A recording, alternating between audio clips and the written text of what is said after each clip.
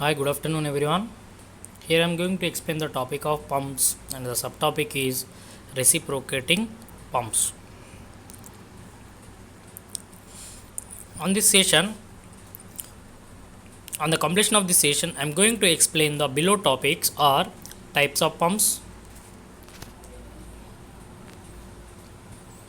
the working the working principle of single acting reciprocating pump, the working principle of double acting reciprocating pump, and the functions of air vessels in a reciprocating pump. So, pump. What do you mean by pump? It is in a device which converts the mechanical energy into the hydraulic energy in the form of pressure energy. As you know, the function of the pump is it can lift the water from lower level to the higher level. Generally, the pumps are classified into two types. Those are positive displacement pumps and rotordynamic pumps. And the rotordynamic pumps are also called as a dynamic pressure pumps.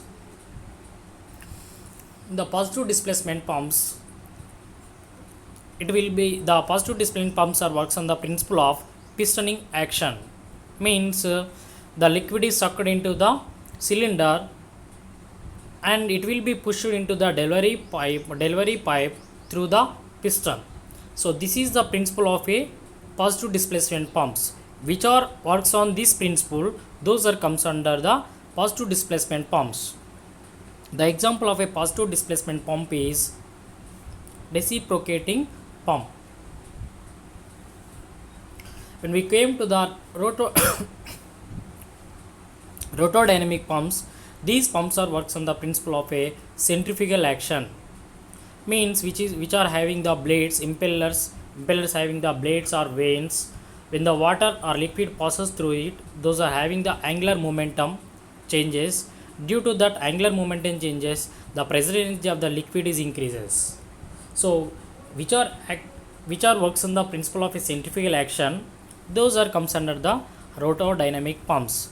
The example of a rotordynamic pumps are centrifugal pumps. Again, the reciprocating pumps are classified into the two types. Those are single acting reciprocating pump and double acting reciprocating pump, but based on the according to the contact of water. So here let us discuss regarding the single acting reciprocating pump.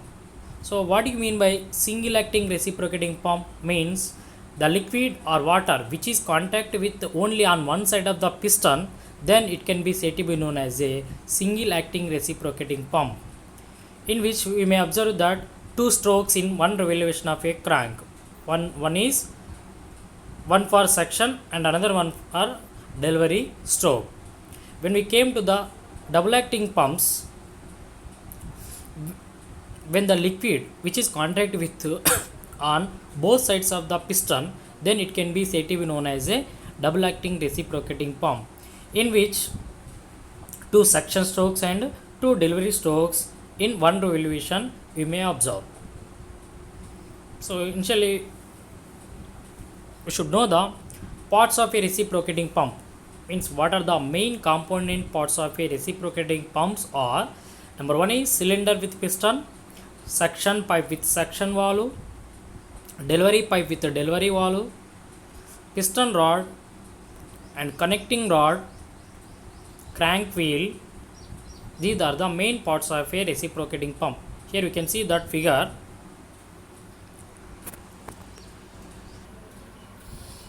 Here A is the suction valve,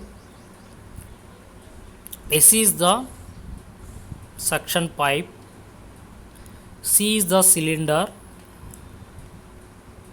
here B is the delivery valve, D is the delivery pipe, P is the piston,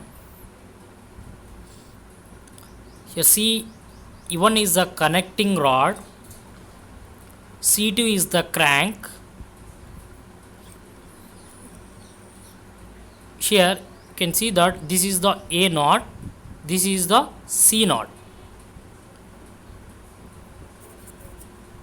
So these are the main component parts of a single acting reciprocating pump.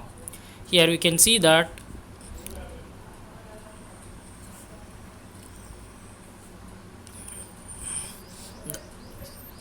animation of a single acting reciprocating pump. Here I can explain the working principle of a single acting reciprocating pump. Here please you can listen carefully. So here this is the cranked wheel. Just now we have seen that A naught to C naught. When the cranked wheel is moves from A naught to C naught, then the liquid sucked into the cylinder. In the first case, when the cranked wheel moves from C naught to A naught, means right to left, then the liquid is delivered into the delivery pipe through the delivery stroke. This is the working principle of a single acting reciprocating pump. Right? Initially, the cranked wheel moves from when cranked wheel moves from A naught to C naught, then the liquid is sucked into the cylinder.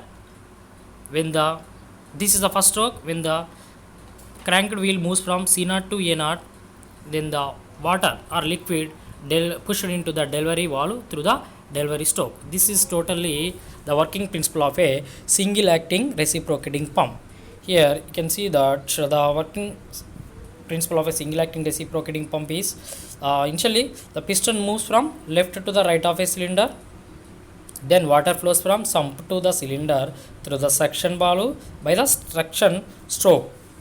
When the piston moves from right to the left of a cylinder, water flows from cylinder to the delivery pipe through the delivery valve by the delivery stroke. This is the working principle of a single acting reciprocating pump. When we came to the double acting reciprocating pump, here we can see that double acting reciprocating pump means the liquid which is contact with on both sides of the piston, then it can be said to be known as a double acting reciprocating pump. Here we can see that A1 and A2 are the suction valves, S1 and S2 are the suction pipes, B1 and B2 are the delivery valves, D1 and D2 are the delivery pipes, C is the connecting rod, C1 is the crank, here R is the piston rod, P is the piston. These are the component parts of a double acting reciprocating pump.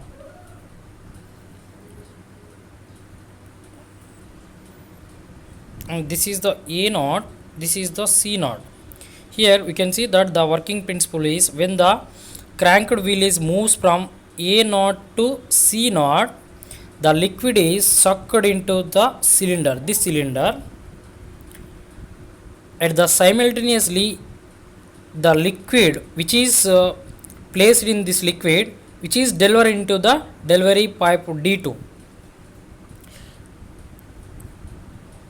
This is the case 1 when the cranked wheel moves from A naught to C naught. So when the cranked wheel is moves from C naught to A naught, the cranked wheel when the cranked wheel is moves from C naught to A naught, the piston pushed the liquid into the delivery valve D1,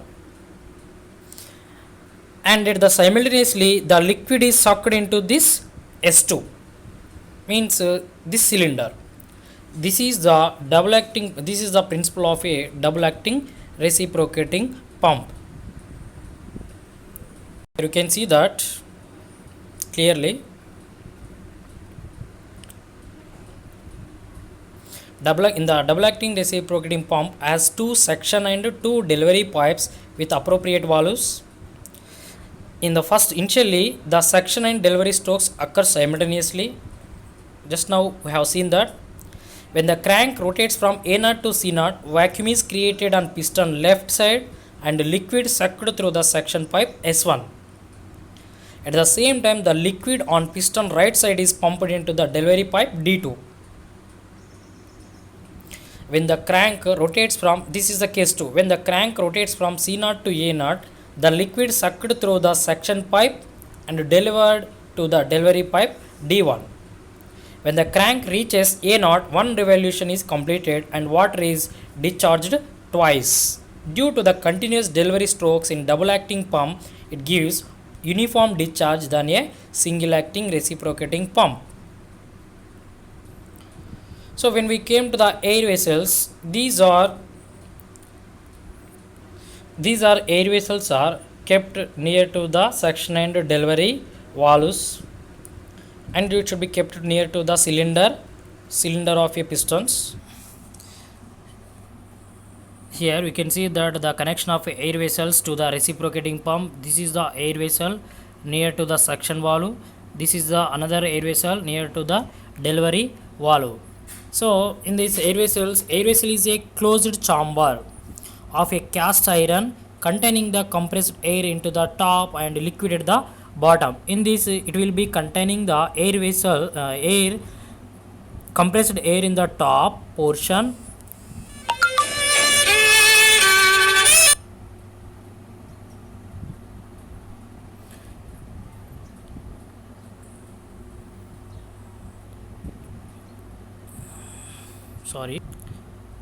Sorry Here the air vessel is a closed chamber of cast iron, compressed air in the top and liquid at the bottom. At the base opening is provided which is connected to the pump. Here the air vessel is connected to the pump, here which is connected to the pump. When the liquid enters into the vessel, air gets compressed and the air vessels are fitted to the suction and delivery pipes and close to the cylinder. So here you can see that the function of air vessels. By the using of air vessels, we may obtain the continuous supply of liquid at a uniform rate to save a considerable amount of work in overcoming the frictional resistance in suction and delivery pipes, and to run the pump at high speed without separation, and to reduce the acceleration and to save the large amount of a power, to increase the length of suction pipe below the air vessel, to maintain the uniform friction loss in both the suction and delivery pipes, to get increased the discharge as the velocity is uniform in the when we use the these are the functions of a air vessels. Thank you.